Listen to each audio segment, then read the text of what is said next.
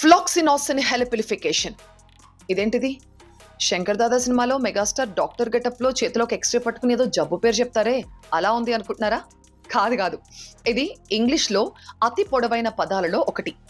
ఈ ఫ్లాక్సినాసిన్ హెలిపిలిఫికేషన్ అనే వర్డ్ లో మొత్తం 29 లెటర్స్ ఉంటాయి. సడన్ గా 2 రోజుల నుంచి ఈ ఫ్లాక్సినాసిన్ హెలిపిలిఫికేషన్ అనే వర్డ్ సోషల్ మీడియాలో ట్రెండ్ అవుతోంది. చాలా మంది దీని మీనింగ్ ఏంటి, దీన్ని ఎలా ప్రొనౌన్స్ చేస్తారంటూ ట్రై చేస్తున్నారు కూడా. ఈ పొడవైన ఇంగ్లీష్ పదం ఇంత సడన్ గా ట్రెండ్ అవడానికి కారణం ఢిల్లీ కోర్ట్. మన యూనియన్ మినిస్టర్ నిర్మలా సీతారామన్ మీద ఒక డిఫమేషన్ కేసు, పరువు నష్టం దావా ఫైల్ అయింది. ఈ కేసులో ఆర్గ్యుమెంట్స్ విన్న టైంలో కోర్ట్ ఈ ఫ్లాక్సినాసిన్ హెలిపిలిఫికేషన్ అనే పదాన్ని వాడింది. అంటే అసలు ఈ కేసులో ఎలాంటి విషయం లేదు, వర్త్లెస్, మీనింగ్లెస్, టైం వేస్ట్ అని చెప్పడానికి కోర్ట్ ఈ పదాన్ని వాడిందనమాట.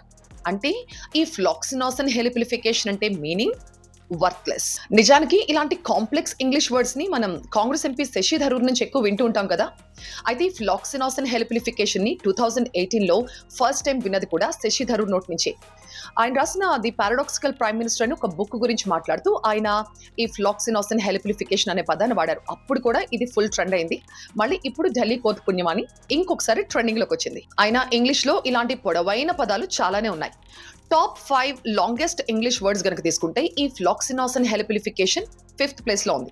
అంటే దీనికంటే పొడవైన పదాలు ఇంకా 4 ఉన్నాయి. టాప్ 1 లో ఉన్నదైతే 45 లెటర్స్, ఆ తర్వాత 38 లెటర్స్, 35 లెటర్స్, 30 లెటర్స్, ఇలా అన్నమాట. అయితే ఇవన్నీ డిక్షనరీలో కనిపించే వర్డ్స్.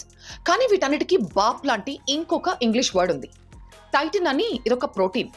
దీని కెమికల్ నేమ్ ఎన్ని లెటర్స్ తెలుసా? 1,89,819. 1,89,819 అక్షరాలు. ఇది మొత్తం చదవడానికి 3 hours పడుతుందంట, 3 గంటలు. అయితే ఇది టెక్నికల్ వర్డ్, డిక్షనరీలో మనకు కనిపించదు. ఎనీవేస్, ఇంట్రెస్టింగ్ కదా. సరదాగా మీరు కూడా ఒకసారి ట్రై చేయొచ్చు కదా ఈ ఫ్లాక్సినాసిన్ హెలిపిలిఫికేషన్ అని. బిల్డప్ ఎక్కువ ఇస్తున్నాను, కానీ నేను కూడా ఒక 100 times ప్రాక్టీస్ చేసిన తర్వాతే ఇంత పర్ఫెక్ట్గా చెప్పగలుగుతున్నాను. ట్రై చేయండి.